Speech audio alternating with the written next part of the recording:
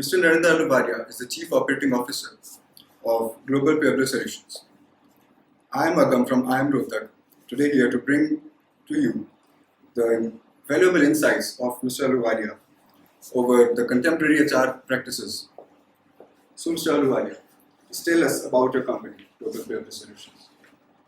Global Pueblo Solutions, Agam, is a company which was started in the US, in the state of Illinois, in the city of Chicago.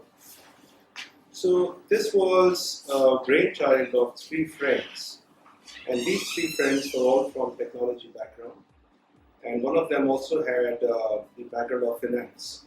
So these three friends got together and they thought there is a huge need for helping industries from different areas to help them with their business processes. So, in a nutshell, what I'm trying to say is that what our company does, it helps companies of all kinds to hone their business processes so that the different business departments of a company work in tandem. Let me cite an example to explain what I'm trying to convey to you. Any business would have a sales team or a sales department, an HR department, they would have a marketing department, they would have accounts department, a finance department. And usually what happens, why do companies suffer? They suffer because these departments are not able to talk to each other in such a way that the operations are profitable and have the least amount of loss. What we do, we not only do the process mapping for companies who are interested to improve the working of different departments in tandem with each other, but we also help these companies to bridge the gap wherever the gap is.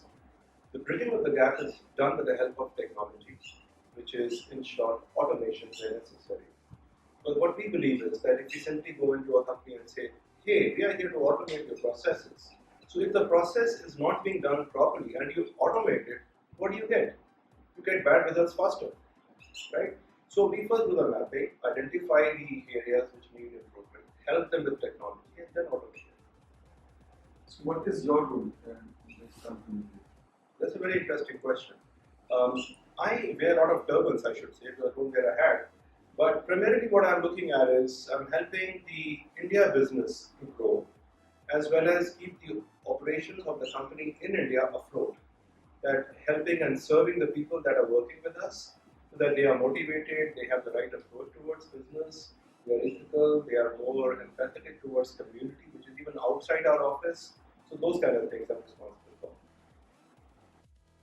So, what are the future expansion plans do you have in India?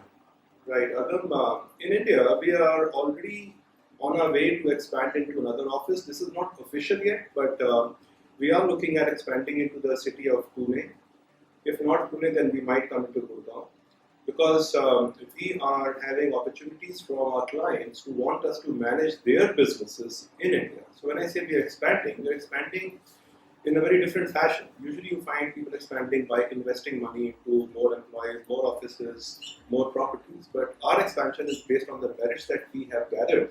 Well, while serving clients across the world, especially the US market, many of our clients, when they watched us grow from where we are today, from where we were in the previous time, from where we are today, they realized that they could take our help in having a presence in India. So when a company approaches and says, hey man, can you help us to run our business in India as well? So we'll have a very hands-off approach. We just give you the whole thing. You control, you manage, you recruit and do everything. So we are happy doing that as well. So that's how we are expanding into Pune or Gurgaon. So, when coming to recruitment and talent acquisition, so what are your targets in the Indian environment? I mean, colleges or the graduates who are targeting? Yeah, we have a very diverse target, I would say, but we always encourage people right from the college, and the reason is, for example, if you are at IIM, right, the moment you step out of IIM, you will be getting into some career. Whether it will be your own business or it will be working for somebody else, right? Now, when you're working with somebody else, and if that somebody else is our company, what we believe that a person coming out of his college is much more malleable in the sense we can help him to identify and believe and strive towards success in a certain way which is more in tune with what we have been doing so successfully, right? So a fresher doesn't come with baggage. He has a fresh mind, he's open to the thing. So that's our college approach. Then in addition to that, we also have opportunities for internships.